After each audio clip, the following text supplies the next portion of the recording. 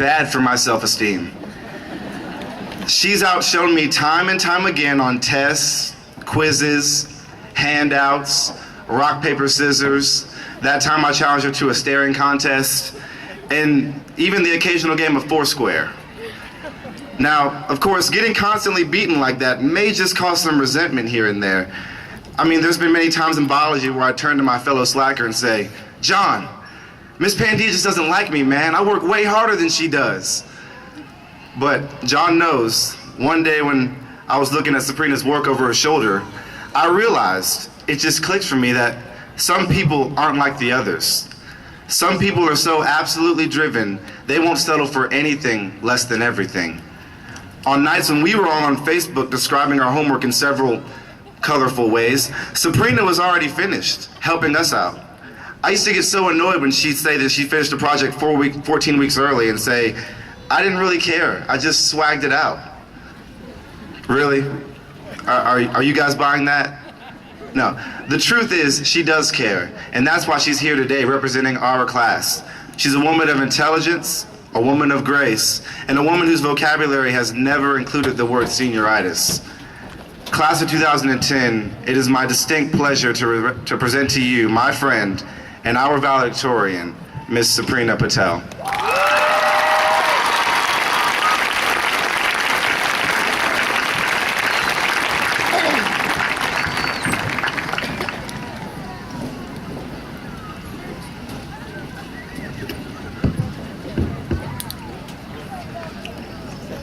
When Ross the boss gave me the most important news of my high school career, I was ecstatic. I bounced down the hallways, not caring about the classes around me, prancing around with my best friends, whom I conveniently met in the hallway right in front of my class. I was kind of hoping a teacher would poke her head out of a classroom to tell me to shut up so I could completely ignore her like I wish I had the guts to do my whole entire life. I had just been proclaimed to be the valedictorian of the largest, the most competitive, and the best class Ola High School has seen to date. My high soon wore off, though, when I realized that I would have to write a speech. Writing, well, let's just say it's not my forte. Math, on the other hand, I could rattle off Pythagorean triplets, the unit circle, you name it. But writing, I was genuinely perplexed. So I started talking it up, asking for ideas, thinking about the speech when I should have been reading the 8.7-pound biology book, copying economics outlines, interpreting the witchcraft that some call calculus, or swagging out another set of note cards for a book that the majority of the class would spark note right before the next test. Then one day, Dr. Ryan told me just to be myself, that people could see through me if I was trying to be something I'm not. Be myself. So I looked back a bit on our high school lives to find myself in the midst of all the craziness. And we are an eclectic bunch of seniors. First, and most importantly, we have been together at this school for 4 years, as many have said before me. We are pure Ola, for real, whatever that means.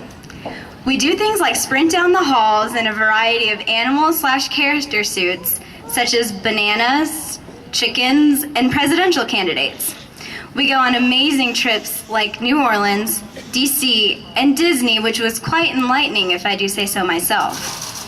We dress teachers up in clothes that some of us wouldn't even wear, like Coach Gardner in skinnies and a V-neck. Hey, how's it chafing, by the way, Coach?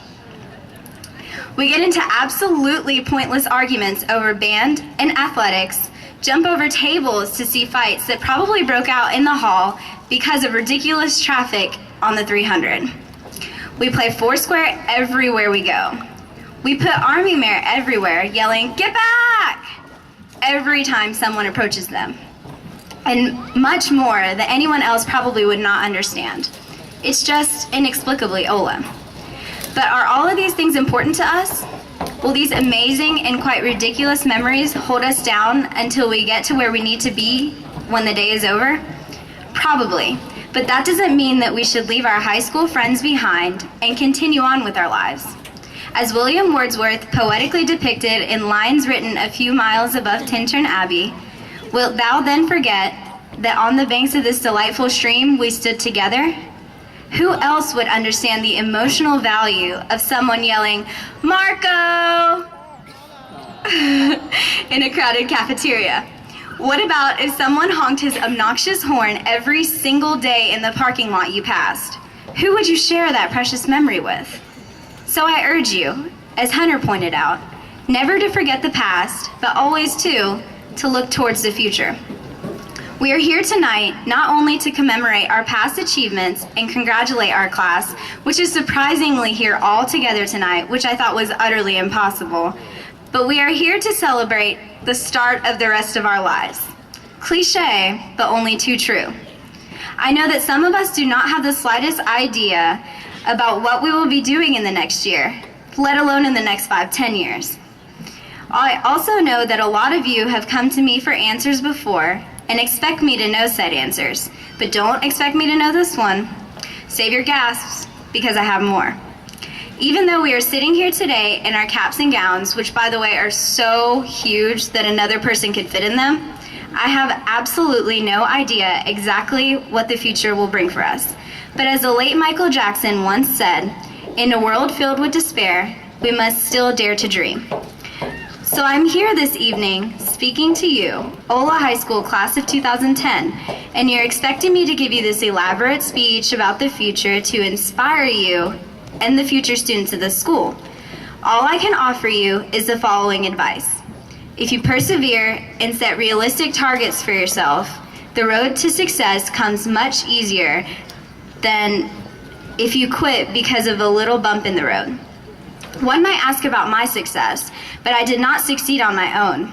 I had a wonderful support system, including my beautiful family, amazing friends, life-altering teachers, and of course God, who is my best friend when nobody else would listen.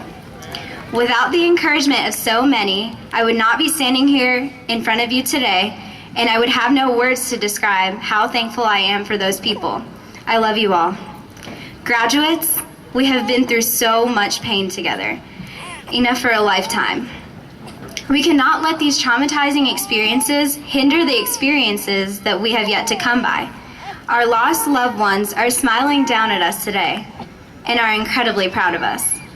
One, I am almost positive, is looking down at us from her rolling chair in heaven and is laughing a hearty laugh, using nonsense words like fantabulous and splendiferous to describe this momentous ceremony. For all of those who have believed in us, for those who have doubted us, and for those who will not allow us to progress in our lives the easy way, we take the stage today. We are graduating, class of 2010. My partner dams! We made it. Congratulations.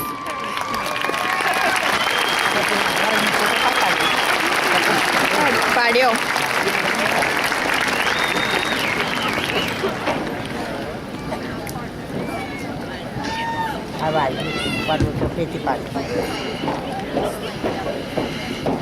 It is my honor and pleasure to present the Atlanta Journal Cup to a senior.